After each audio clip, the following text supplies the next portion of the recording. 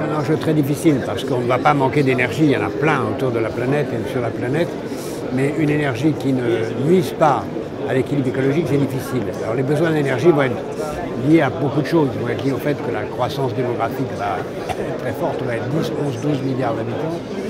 Le fait que le niveau de vie va augmenter, la classe moyenne va se développer et que donc il y aura des besoins plus importants encore. Le fait que les besoins de l'industrie vont croître en raison des technologies, en particulier que le numérique consomme beaucoup d'énergie, beaucoup plus qu'on ne croyait. Le fait que la consommation alimentaire va changer de nature et de plus en plus une consommation, en tout cas pour le moment, de viande, donc consommant de l'eau, donc exigeant beaucoup d'énergie pour être produite.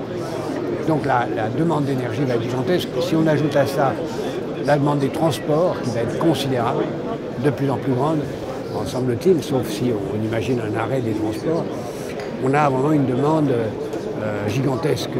Alors pour la satisfaire, on peut le faire avec des énergies classiques, on peut le faire avec du charbon qui existe, avec du pétrole qui existe. Je ne crois pas du tout à la pénurie de pétrole, il y en a. Même si aujourd'hui ce n'est pas la mode d'aller chercher du pétrole, et qu'il y aura peut-être dans les mois ou l'année qui vient une hausse provisoire du prix du pétrole en raison du fait qu'on en cherche moins, mais il y a beaucoup de pétrole. Mais malgré tout, si on continue comme ça, eh bien on va aggraver l'effet de serre d'une façon tragique. Donc pour le faire, il faut basculer vers des énergies décarbonées, des énergies qui n'ont pas une empreinte carbone.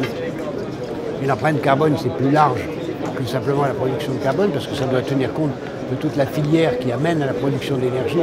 Si vous fabriquez un panneau solaire avec du charbon pour fabriquer les éléments du panneau solaire, votre bilan énergétique n'est pas bon. Il faut regarder l'ensemble. Et sur l'ensemble, il faut passer à la fois aux énergies renouvelables, qui posent énormément de problèmes, comme on sait, de stockage, et aussi à d'autres énergies.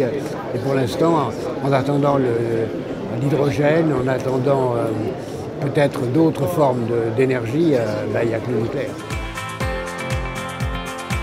Pour la France, qui a le privilège d'avoir une industrie nucléaire, qui a le privilège d'être le pays le plus décarboné de l'ensemble des grands pays, qui a le privilège d'avoir une électricité très bon marché au regard des autres, cet avantage doit être conservé. Pour le conserver, on ne peut pas imaginer de faire 100% renouvelable.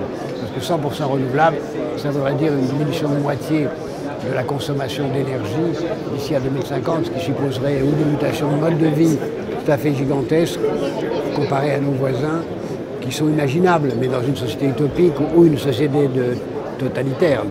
On peut imaginer une société complètement culturelle, mais à l'échelon de 2050, ce n'est pas imaginable, plus tard peut-être. Donc d'ici à 2050, le nucléaire devrait représenter entre 40% et 50%, le reste étant des énergies renouvelables et un peu d'énergie renouvelable.